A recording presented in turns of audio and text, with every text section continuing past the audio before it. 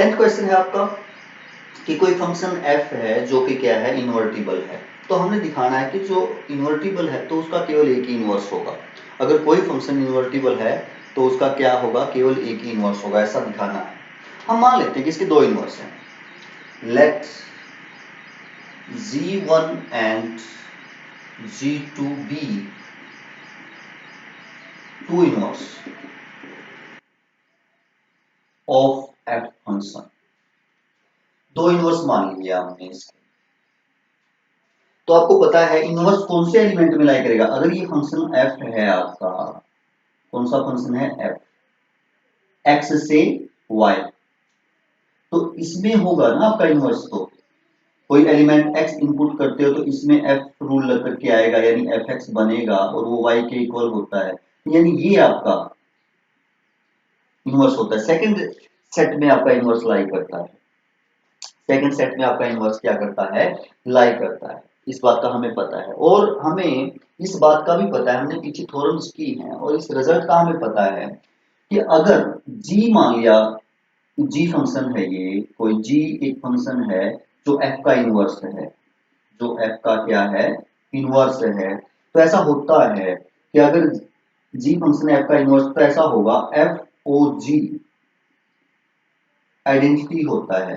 F O जी क्या होता है, आइडेंटिटी। यहां अगर कोई एलिमेंट y ले लो तो आपका किसका, y की आइडेंटिटी होता है ना। पीछे हमने किए है साहब कि अगर कोई एक फंक्शन f है और एक फंक्शन g हम डिफाइंड करते हैं और कोई भी इस सेट का, तो आप एफ ओ जी अगर आइडेंटिटी प्रूव कर देते तो आप लिखते हो कि g फंक्शन ही आपका क्या होता है, इनवर्स होता है। तो अगर G1 आपका f का इनवर्स है, G2 भी आपका इनवर्स है, हमने ये दो माने हैं इनवर्स, और यदि हम ये प्रूव कर दें कि G1 इक्वल टू G2 दोनों फंक्शन इक्वल हैं, वो एक ही इनवर्स होगा ना, वो इनवर्स क्या होगा आपका, एक ही होगा।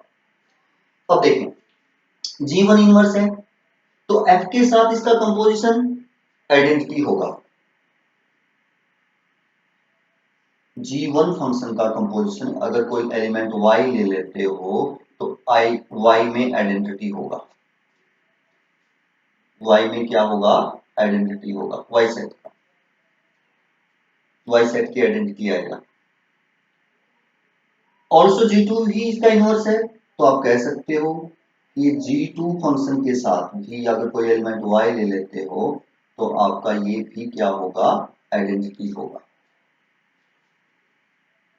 ये थोड़ा हमने पढ़ी। तो अगर ये भी y की आइडेंटिटी, ये भी, तो आप इन दोनों को इक्वल रख सकते हो।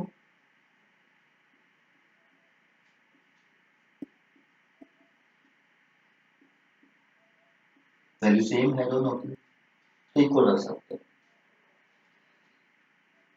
अब इसको किस प्रकार लिख सकते हैं हम, इसको लिख सकते हैं f ऑफ g1y, और इसको क्या लिख सकते हैं, f ऑफ ये g2 है, g2y, g2 है ना यहाँ इनवर्स, हम ऐसा लिख सकते हैं। अब आप देखें, हमें पता है ये गिवन है कि f जो है वो इन्वर्टिबल है। इन्वर्टिबल है तो f 1 1 होगा। f कैसा होगा, 1 1। f आपका फंक्शन 1 1 होगा, और यदि f 1 1 है तो ऐसा होगा, कैसा होगा, fx1 इक्वल टू fx2 यदि है तो आप कह सकते हो कि x1 इसके इक्वल होगा, x2 के इक्वल होगा। अगर f फंक्शन कैसा है, 1 1 है, तो ऐसा होगा, यानी f हट जाएगा, ये एलिमेंट इक्वल आ जाएंगे। इसी प्रकार यहाँ एलिमेंट इसका ये है, यहाँ इसका एलिमेंट ये है, f हट जाएगा, तो आप क्या कह सकते हो, g1y इक्वल होगा g2y। क्यों लिखा ऐसा, क्योंकि f इज 1 1, f इज 1 1 है, तो आप ऐसा लिख सकते हैं, 1 1 है तो हम ऐसा लिख सकते हैं। अब ये फंक्शन g1 है, ये g2 है, तो आप इसको ऐसे लिख सकते हो, g1 equal to g2, g1 equal to g2। हमने दिखाया, माना था कि g1 और g2 दो इनवर्स हैं और उनको इक्वल प्रूव कर दिया, तो वो एक ही इनवर्स होगा। देयरफॉर आप कह सकते हो अगर कोई फंक्शन इन्वर्टिबल है तो उसका इन्वर्स क्या होगा, केवल एक ही होगा, दो नहीं हो सकते। किसी भी फंक्शन के दो इन्वर्स नहीं हो सकते, वन एंड ओनली वन किसी भी फंक्शन का क्या होगा, इन्वर्स होगा। नेक्स्ट क्वेश्चन देखते हैं क्या रहेगा। नेक्स्ट क्वेश्चन है आपका 11th कि ये फंक्शन है यहां से यहां तक और इस प्रकार डिफाइंड कर रखा है, यानी अगर सेट ए है आपका,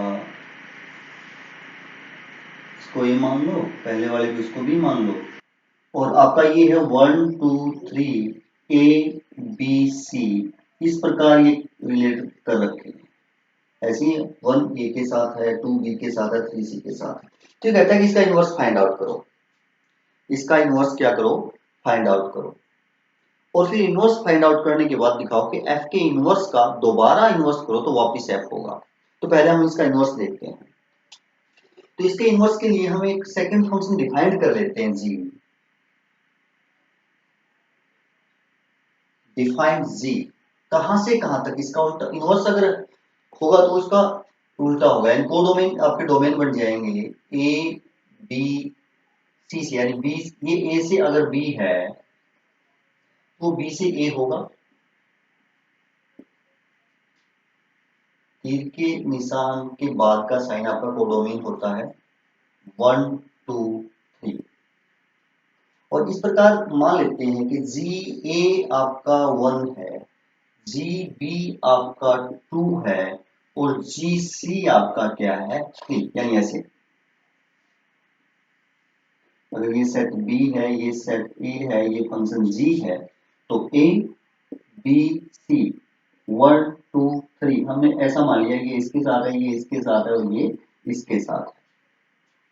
अब यदि हम ये दिखा पाते हैं कि G O F and F O G and F O G दोनों आइडेंटिटी दिखा पाते हैं, तो आप कहोगे कि एफ का जो इनवर्स है वो कौन होगा, जी फंक्शन ही होगा। कौन होगा, जी फंक्शन ही होगा। वैसे भी अगर देखा जाए तो ए अगर इनवर्स ए 1 के साथ कनेक्टेड है, वापिस आएंगे तो होगा ना, बी 2 के साथ होगा और सी 3 के साथ होगा, ये इसका इनवर्स होगा, यानी ये वाला ही। तो अगर हम यहाँ कोई एलिमेंट एक्स ले लेते हैं तो इसको आप g ऑफ एफ एक्स लिख सकते हैं, हम ऐसा लिख सकते हैं। अब अगर इसको देखें तो जी ओ एफ में पहले एफ सोल्व होगा, पहले एफ फंक्शन क्या होगा, सोल्व होगा, और एफ एक्स में एक्स डोमेन है, तो डोमेन कौन होगा आपका, सेट ए होगा, यानी 1 2 3 ये इनपुट होंगे। आउटपुट देखते हैं फिर क्या होगा। तो आपके इनपुट होंगे कौन कौन, एक्स की जगह 1 लिखेंगे, एक्स की जगह 2 लिखेंगे और एक्स की जगह क्या लिखेंगे, 3 लिखेंगे। जी f1 ये आपका फंक्शन f है और f1 फिर a होगा, गिवन भी है a होगा। f2 क्या है आपका, g बाहर रहेगा, f2 की वैल्यू क्या है आपकी, b है, b हो जाएगा। और ये क्या हो जाएगा, g3 f3, ये क्या है f3, f3 आपका क्या हो जाएगा, c। अब ये तीनों देखेंगे क्या होगा, जी ए पुट किया जी फंक्शन में तो जी ए 1 हो जाएगा, जी बी पुट किया तो जी बी 2 हो जाएगा और जी सी आपका क्या हो जाएगा, 3। यानी यदि आप देखें इनपुट 1 की है तो आउटपुट भी 1 की है, इनपुट 2 की है तो आउटपुट भी 2 की है, इनपुट 3 की है तो आउटपुट भी किसकी है, आपकी 3 की है। तो आप कह सकते हैं कैसा फंक्शन है, आइडेंटिटी फंक्शन है, जैसी इनपुट वैसी ही क्या है, आउटपुट है। तो आप लिख सकते हैं कि जी ओ एफ फंक्शन, यहाँ कोई एलिमेंट x लिया तो ये आइडेंटिटी है, और किसकी आइडेंटिटी है, f फंक्शन की आइडेंटिटी है, इसकी डोमेन a, यानी x लिख सकते हो आप या a लिख सकते हो, ठीक है। अब ये देखते हैं कोई एलिमेंट अगर यहाँ x ले लो तो इसको आप f ऑफ gx लिख सकते हो, f ऑफ क्या लिख सकते हैं, gx। अब ये जो फंक्शन है पहले g फंक्शन सोल्व होगा और g के जो डोमेन है वही पुट होंगे ना यहाँ पे, x के मान क्या होंगे, तो g के डोमेन है, g के डोमेन क्या है आपके, b सेट, ये बी की आइडेंटिटी आना चाहिए। बी सेट है तो बी के element A B C input होंगे इसमें एक्स की जगह। ये होगा एफ, एक्स की जगह ए लिखा, फिर एफ एक्स की जगह बी लिखेंगे, फिर एफ सी लिखेंगे। तीन ही एलिमेंट है ना उसके अंदर, तीनों की वैल्यू फाइंड आउट करेंगे। एफ ऐसे कैसे, जी ए 1 है जी, एफ जी बी 2 है, और एफ जी सी क्या है 3। अब F1 ए है, F2 बी है, F3 सी है। यानी आपने इनपुट ए का किया, आउटपुट क्या मिला आपको ए। इनपुट बी का किया, आउटपुट क्या मिला आपको बी। इनपुट सी का किया, आउटपुट क्या मिला आपको सी। ये भी आइडेंटिटी हुआ। जीओएफ भी कैसा फंक्शन हुआ आपका, आइडेंटिटी। और आप ऐसा कह सकते हो कि एफ और जी, अगर यहाँ कोई एलिमेंट एक्ट लिया तो आइडेंटिटी है किसका, बी सेट। ये आप किसकी आइडेंटिटी है, ए सेट की आइडेंटिटी। ये भी आइडेंटिटी है, ये भी आइडेंटिटी है। देन आप कह सकते हो देयरफॉर एफ इनवर्स क्या होगा, जी फंक्शन की होगा। एफ इनवर्स क्या होगा आपका, जी। यानी एफ का इनवर्स कहां से कहां तक होगा, बी से ए होगा। एफ का जो इनवर्स है वो कहां होगा, बी से ए। और क्या होगा, जी फंक्शन। एफ का इनवर्स जी फंक्शन ही है, और वो ये होगा A1 B2 C3, ये इनवर्स होगा। यानी ए के साथ 1, बी के साथ 2, सी के साथ, ये इनवर्स होगा आपका इसका फंक्शन एफ का। अब आगे हम दिखाएंगे कि ये आपका क्या होगा, अगर दोबारा इनवर्स करें तो क्या होगा, एफ ही आएगा। ऐसा हम अभी दिखाते हैं। अब हमें दिखाना है कि जो एफ इनवर्स है इसका वापस इनवर्स करें तो एफ ही होगा, ये प्रूव करना है। अब यानी एफ के इनवर्स का, एफ का इनवर्स ढूंढना है, एफ का इनवर्स फाइंड आउट करना है, एफ इनवर्स का इनवर्स फाइंड आउट करना है, एफ इनवर्स का इनवर्स। एफ का इनवर्स क्या है, जी फंक्शन है। एफ यानी आपने फाइंड आउट किया है कि जो एफ इनवर्स है वो क्या है, जी। पता ही है हमें एफ का जो इनवर्स है वो क्या है, जी। अब इसका, इस फंक्शन का इनवर्स यानी जी का इनवर्स फाइंड आउट करना है। एफ इनवर्स का इनवर्स फाइंड आउट करेंगे, दैट मींस इस फंक्शन का जी का इनवर्स फाइंड आउट करना है। एफ इनवर्स का मतलब हुआ कि आपको किस फंक्शन का इनवर्स फाइंड आउट करना है, जी फंक्शन का इनवर्स फाइंड आउट करना है। यानी जी फंक्शन का इनवर्स फाइंड आउट करना है। मान लिया वो एच है, आप क्या मान लो कि let inverse of G is H, H function है, एच एक्स मान लिया। तो अब यदि जी आपका फंक्शन बी से ए है तो इसका इनवर्स एच है। ये बी से ए है तो वो ए से बी होगा, ए से बी ही होगा, जी का इनवर्स। एफ इनवर्स यदि जी है और आपको एफ इनवर्स का इनवर्स फाइंड आउट करना है तो जी का इनवर्स, दोनों तरफ इनवर्स लेंगे आप, ये होगा। यानी जी इनवर्स एफ के इनवर्स का इनवर्स होगा। जी का इनवर्स फाइंड आउट करेंगे, वो मान लिया आपने एच। अगर जी आपका फंक्शन बी से ए है तो इसका इनवर्स एच का एच से ए होगा। और हमने इसको ऐसे मान लिया ए, यानी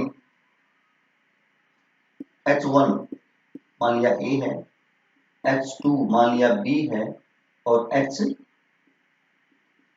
मान लिया सी। इसका उल्टा ही होगा ना, इसका उल्टा ही मानना पड़ेगा हमें, वही होगा इनवर्स।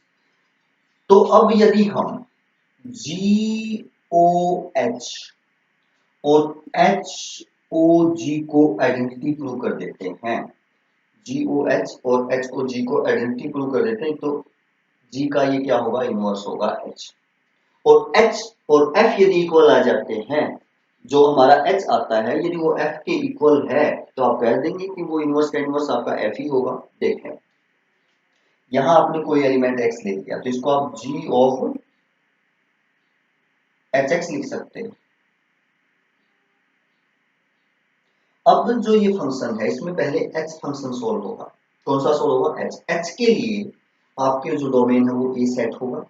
एच के लिए डोमेन का सेट क्या है? इनपुट का सेट है ए सेट है। तो आपकी ए ये वैल्यू है, ए 1 2 3 वैल्यू है, तो ये क्या होगा? G of H 1, G of H 2, G of H 3।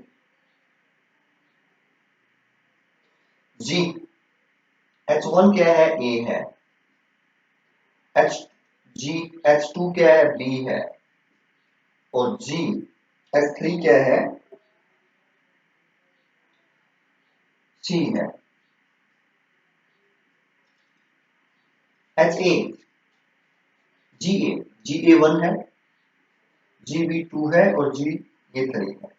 ये आइडेंटिटी हो 1 input output 1, input 2 output 2, input 3 output 3। अब ये देखते हैं, यहाँ कोई एलिमेंट x ले लिया तो इसको आप h ऑफ जी एक्स लिख सकते हैं। इसके डोमेन क्या होगा? यहाँ पहले फंक्शन g सोल्व होगा। यहाँ पहले फंक्शन कौन सा सोल्व होगा? g। g के डोमेन तो आपकी b सेट है। g के डोमेन क्या है? b सेट, यानी a b c इनपुट का एलिमेंट होगा डोमेन। तो क्या होगा? रखेंगे तो h g a, h g b, h g c। h g a 1 है, h g b 2 है, h g c 3 है। h1 a है, h2 b है, h3 c है। यानी input A output A, input B output B, input C output C. यानी आप कह सकते हो कि आपका GOH भी आइडेंटिटी है। अगर x लिया तो यहाँ x भी आया है, जैसी इनपुट की वैसी आउटपुट आई।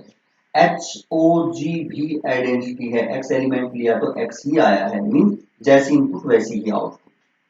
दोनों ही आपके फंक्शन क्या है? आइडेंटिटी है। इसका मतलब ये हुआ g फंक्शन का इनवर्स। g फंक्शन का जो इनवर्स है वो h है। हमारा h फंक्शन है। हमारा कौन सा फंक्शन है? h। जैसा हमने माना था उसके अकॉर्डिंग h फंक्शन आपका इनवर्स है। क्या h f के इक्वल है?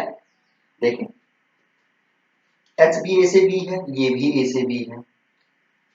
और कैसे रिलेट है? देखो h फंक्शन कैसे रिलेट है। अगर ये आपका h है, फंक्शन a से b है, a 1 2 3 है, b में a b c है, तो h फंक्शन क्या है आपका?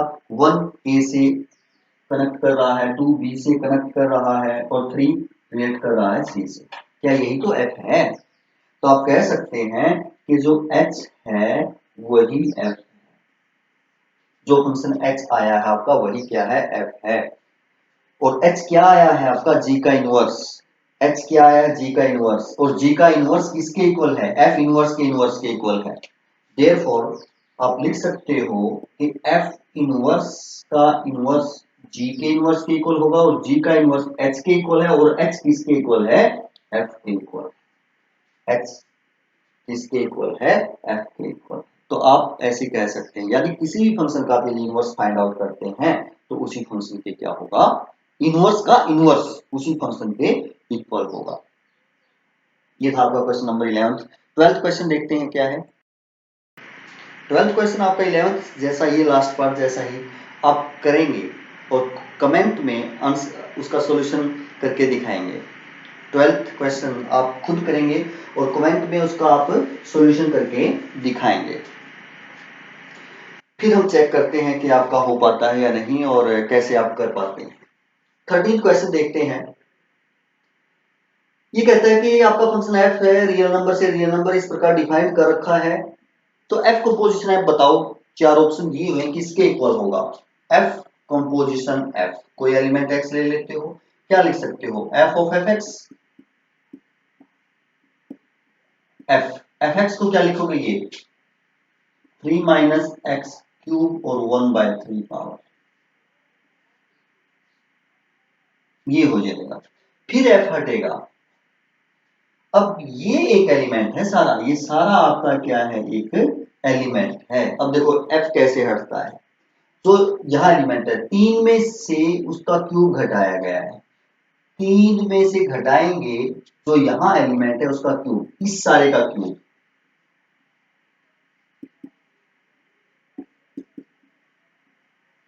इस सारे का क्यूब, और फिर सारे की पावर की गई है 1/3। इस प्रकार घटता है। यानी दोबारा देखें, एफ एक्स कैसे सोल्व होता है कि जो यहां एलिमेंट है 3 में से उसका क्यूब करके सब्ट्रैक्ट करेंगे, 3 में से जो ये एलिमेंट बनेगा इसका क्यूब सब्ट्रैक्ट करेंगे और फिर सारे की पावर करेंगे 1/3, सारे की पावर करेंगे यहाँ पर कंप्लीट की पावर करेंगे 1/3। इस प्रकार तो सोल्व करते हैं। यहां इस एलिमेंट का 1/3 पावर यानी क्यूब रूट है, ऊपर क्यूब है तो क्यूब से क्यूब रूट कैंसिल होगा, 3 माइनस एक्स क्यूब, पावर 1 बचेगी और रेज टू पावर 1/3। इसको सोल्व किया हमने। अब 3 माइनस 3 प्लस एक्स क्यूब हो जाएगा, प्लस क्या हो जाएगा X cube raise to power 1/3। ये 3 से 3 कट जाएगा, एक्स क्यूब बचेगा और 1/क्यूब ऊपर सारी की पावर है, क्यूब से क्यूब कैंसिल हो जाएगा, एक्स आ जाएगी आपकी वैल्यू। क्या आ जाएगी एक्स। तो आप कह सकते हैं कौन सा ऑप्शन होगा, जो भी एक्स है वही इसका आंसर होगा, जिस जो भी एक्स है वही आपका इसका क्या होगा आंसर होगा। और 14th क्वेश्चन क्या दिया है, कोई फंक्शन है एफ कहां से कहां तक है, रियल नंबर्स में से 4/3 यानी 4/3 नहीं है, और कहां तक है, कोडोमेन का सेट आपका रियल नंबर ही है और उसमें कौन शामिल नहीं है, आर ही है कंप्लीट, ये आपका आर ही है। और डिफाइंड इस प्रकार कर रखा है कि F X equal to 4x upon 3x plus 4। तो इसका इनवर्स बताना है आपको कि इनवर्स क्या होगा। एक नंबर में ही जैसे ऑप्शन तो एक में आप सीधा जो ये है एलिमेंट इसको y माने, x की वैल्यू फाइंड आउट करें, वही तो इनवर्स होगा ना। तो y मान लिया आपको, y equal to F X किस जगह लिखेंगे आप, क्रॉस मल्टीप्लाई करेंगे 3xy plus 4y equal to 4x, xy एक तरफ करेंगे आप 4x minus 3xy equal to 4y, x common लेंगे तो 4 minus 3y equal to 4y, और x की जो वैल्यू है वो होगी 4y बाई 4 माइनस 3y। तो यही तो आपका इनवर्स होता है, जो x की वैल्यू आती है वही इनवर्स होगा, जहां तक ये इन्वर्टिबल है उनका। तो आप कह सकते हो कि f इनवर्स x जो है वो आपका होगा 4x अपॉन 4 माइनस 3, ये आपका क्या होगा इनवर्स होगा। सीधा ही आप इनवर्स निकाल सकते हैं ऑन टू से, यानी फर्स्ट सेट है सेकंड सेट है y एलिमेंट यहां मानेंगे, सेकंड सेट के की प्रत्येक एलिमेंट दिखाना ना रिलेटेड है, तो यहां x में आने के बाद ये देखेंगे किसके इक्वल है, वही तो इनवर्स होगा। तो x में ये इसके इक्वल आया है, यहां से जब x की वैल्यू आपने फाइंड आउट ये है तो आप कह सकते हैं कि ये क्या होगा इनवर्स होगा। तो ये आपकी एक्सरसाइज कंप्लीट होती है। नेक्स्ट एक्सरसाइज और नेक्स्ट टॉपिक पे चलेंगे हम, देखते हैं आगे फिर क्या होगा। क्या है फंक्शन है, फंक्शन देखेंगे इससे आगे किस प्रकार होगा। तो आशा है कि आपको समझ में आया होगा और बिल्कुल आया होगा। तो आगे करते रहिए, चलते रहिए और बढ़ते रहिए। धन्यवाद, थैंक यू।